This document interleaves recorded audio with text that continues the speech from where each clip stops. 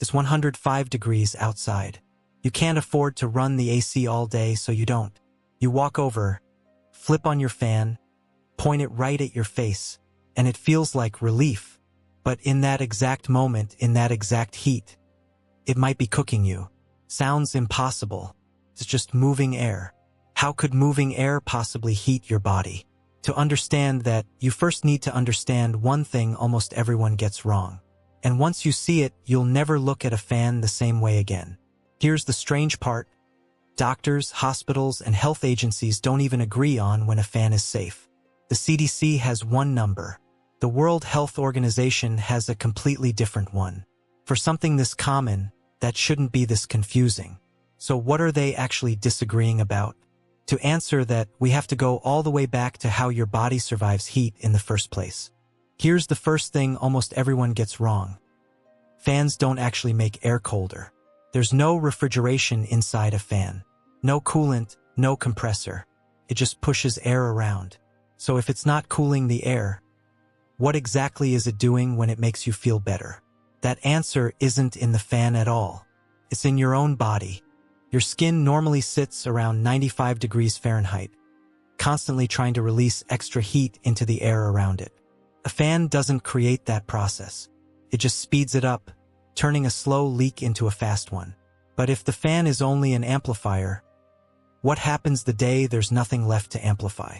Here's something most people never think about. Your skin isn't actually your main defense against heat. Sweat is. When your body senses it's overheating, it activates a backup system built for exactly the situations where regular heat loss isn't enough anymore. Sweat glands, releasing moisture that's designed to pull heat away as it disappears off your skin. But sweat only cools you the instant it evaporates. And if sweat is your cooling system, what decides whether that system actually works? The air around you decides. Specifically, how much moisture is already sitting inside it. If the air is already saturated with water, your sweat has nowhere to go. It just sits there or drips off, doing nothing. If the air is dry, that same sweat evaporates almost instantly, pulling heat away fast. One invisible variable, humidity, is enough to completely change what a fan does to your body. So here's the real twist. The fan was never the one deciding whether you cool down. The air already made that decision before you ever flipped the switch. In humid air, a fan can be a genuine lifesaver. It clears away the damp layer clinging to your skin so sweat can finally evaporate. But somewhere out there is a temperature where none of this matters anymore, where the entire system flips upside down. We'll come back to the exact number in a moment. Before we get to that number, here's something that should genuinely surprise you. For years, the scientific world operated on one official survival threshold for extreme heat and humidity, first proposed back in 2010. It was treated almost like a law of physics, a specific, precise limit past which the human body simply could not dissipate heat. And researchers actually tested real people in climate chambers. And the real number turned out to be significantly lower than the textbook figure, and in dry heat, lower still. Add in something as ordinary as walking around doing chores instead of sitting still, and the safe limit drops even further. In other words, for over a decade, the official science of human heat survival was too optimistic. If the experts can get a number like that wrong, it tells you something important. Temperature alone was never the full story. Which brings us back to that number I promised you. I'll call it the reversal point, because it marks the exact moment the direction of heat flow flips. It's not an official scientific label, just the clearest way to picture what's happening. It sits right around your own skin temperature, roughly 95 degrees Fahrenheit. Below that line, heat flows out of your body into the air, and moving air speeds that up. Cross above it, and heat starts flowing the other way, from the air into you. Once the room crosses that line, your fan doesn't just stop helping. It changes jobs entirely. So what job does it take on instead? Lab researchers measured this directly. At 107 degrees Fahrenheit, a fast-moving fan nearly tripled the rate of heat being forced into a person's body compared to sitting perfectly still in the same room. It's the equivalent of opening a convection oven door and pointing it at yourself. In dry desert heat, places like Phoenix, a cooling fan can quietly become a heating appliance. But if that's true, Why do health officials still recommend fans during heat waves at all? Because even below that reversal point where fans are supposed to help, your body still has to be able to sweat properly for any of it to work. A 2025 clinical trial put people in hot, humid conditions for 3 hours with a fan running. Hydrated participants got real relief, exactly as predicted. Dehydrated participants got the opposite. Sweat output dropped, evaporation stalled, and the fan kept forcing hot air onto skin that could no longer cool itself. Heart rate climbed. Comfort got worse, not better. One missing variable, water, was enough to flip the entire outcome. Here's the cruelest twist in this whole story. The people who need fans the most benefit from them the least.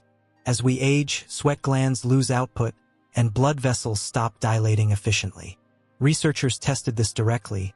Adults aged 65 to 85, sitting in an overheated room for 8 hours, fans on low, high, or off entirely. The results were nearly identical across all 3 conditions. And in dry heat, fan use nearly tripled cardiac strain in this age group. Picture your own grandparents, sitting through a summer power outage, fan humming beside the bed, completely convinced it's protecting them. It isn't, and common medications for blood pressure, bladder issues, and depression can make it even worse, quietly shutting off the ability to sweat in the first place. So if all of this is true, has it actually killed people? Not in theory. In real life. Imagine lying in a top-floor apartment in Chicago in July of 1995. Your fan is running all night. You believe you're doing exactly what you're supposed to do. By morning, the heat index outside had reached 125 degrees. And across the city, more than 700 people never woke up. Researchers went back afterward and studied exactly what had protected people and what hadn't.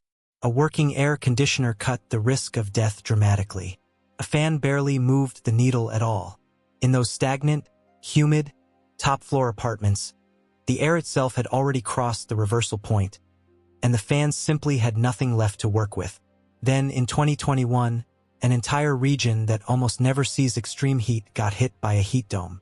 Temperatures reached nearly 120 degrees across parts of the Pacific Northwest, where hardly any homes had air conditioning installed. Hundreds died across Washington, Oregon, and British Columbia. When investigators reviewed the deaths in British Columbia, they found something chilling. Only 7% of the people who died had access to air conditioning. Many of the rest had fans running right up until the end. Those fans gave people a feeling of safety in a situation they were never built to handle. So here's where the mystery finally resolves. Why don't health agencies agree on one number? Because there isn't one. The CDC draws the line near 90 degrees. The World Health Organization draws it near 104. They disagree because the honest answer depends on humidity, age, hydration, and medication, not just a thermometer reading. The fan was never the dangerous part in any of this. The dangerous part was always believing it would protect you automatically, no matter what. Here's the test that actually matters. If the room has crossed your own skin temperature and the air is dry, your fan is working against you. If it's hot but humid, and you're young, healthy, and hydrated, it can genuinely help. And if you're older, chronically ill, or on certain medications, a fan should never be your only line of defense. Tonight, millions of people will reach for an electric fan before they go to sleep. Most of the time, that's exactly the right thing to do. But now you know something almost nobody does. Your fan was never actually cooling you. It was only ever helping your body cool itself. And the moment your body loses that fight, the fan can't save you anymore. If this changed how you'll think about summer, send it to someone older in your life who leans on a fan every year instead of AC. It might be the video that actually protects them. And if you want more investigations like this one, hit subscribe. There's more waiting.